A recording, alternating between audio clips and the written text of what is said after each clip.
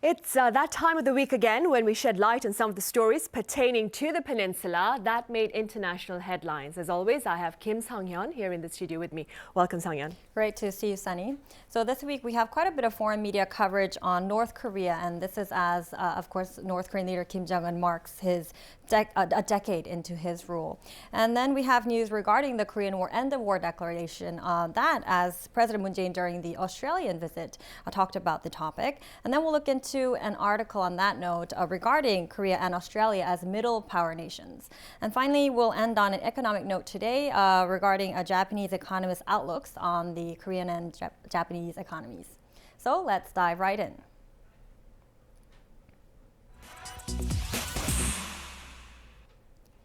North Korea's first millennial dictator marks a decade in reign this Friday, and the Associated Press highlights that leader Kim Jong-un is at a critical crossroads at this time.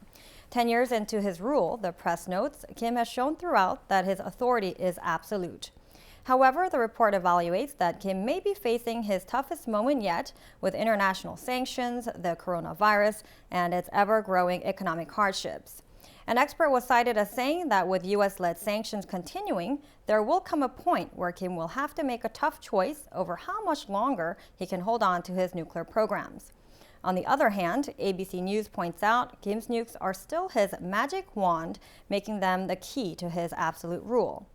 This report refers to an expert who pinpointed that nukes have helped enhance Kim's diplomatic standing on the global stage, and it has also provided a useful propaganda tool to promote the legitimacy of his reign inside of North Korea.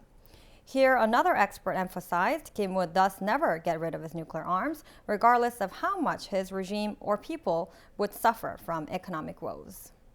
Right, Sang-hyun, and staying with North Korea, of course, as you mentioned earlier, there was quite a bit of foreign coverage regarding the prospects, that is, of a possible end-of-war declaration on the peninsula. Tell us a bit about that. Right, Sunny. So that is, of course, because South Korean President Moon Jae-in was over in Australia, and he talked about the topic just on Monday this week, where he announced that China, North Korea, and the United States have agreed in principle to officially end the Korean War.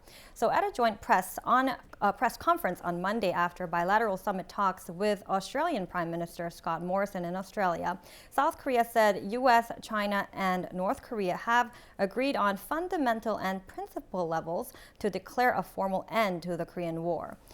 President Moon Jae-in strongly believes the declaration would play a useful role in establishing permanent peace on the Korean peninsula, and an expert told ABC News that if North Korea shows intent to discuss the declaration, it would serve as a positive sign showing its willingness to come back to the nuclear negotiating table. In the meantime, the report also points out that the declaration will have certainly different ramifications to the different parties involved. Right. Now, as you mentioned, President Moon was in Australia earlier this week, and we covered that in quite a bit of detail during our panel session on Thursday, Sang-hyun. But what was covered by the international press? Yeah, so I actually came across quite an interesting and important, I think, commentary on the diplomat, Sunny. It said that the visit comes at a critical moment for both South Korea and Australia as middle power nations. So the diplomat explains that as middle powers, both South Korea and Australia have shared values, economic links, and strategic interests, which will help the two countries build a deeper relationship and a more strategic partnership with one another. The report goes on to say that the two middle powers have growing opportunities to strengthen their ties, particularly amidst the ongoing geopolitical transformations of the Indo-Pacific. And it also goes into detail about how, although the two countries are physically far apart, they share many similarities and that they are connected through trade, investment, and also on the diplomatic front. An expert is referred to as noting that the two sides can cooperate and collaborate effectively, but still have ways to go in enhancing their diplomatic relations. It also highlights that Korea's diplomatic standing on the international stage continues to evolve, and if the country looks to get more involved in broader regional affairs, it could provide further momentum to help expand bilateral relations. Right.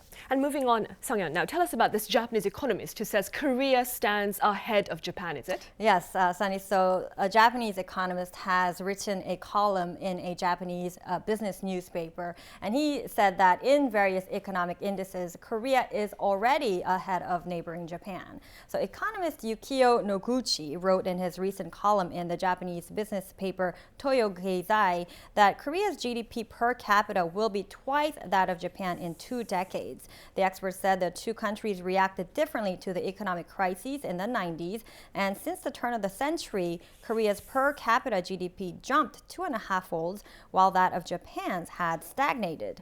According to the International Institute for Management Development of Switzerland, the international competitiveness rankings for this year for Korea and Japan are 23rd and 31st, respectively. Not to mention an even wider gap when it comes to digital technology competitiveness, with the respective rankings being 8th and 27th for Korea and Japan. The economist also said Korea's per capita GDP would likely overtake Japan's in the near future, with their differences expected only to keep growing. Right, I see. All right, Sung-yeon, as always, thank you very much for the coverage. The pleasure is mine.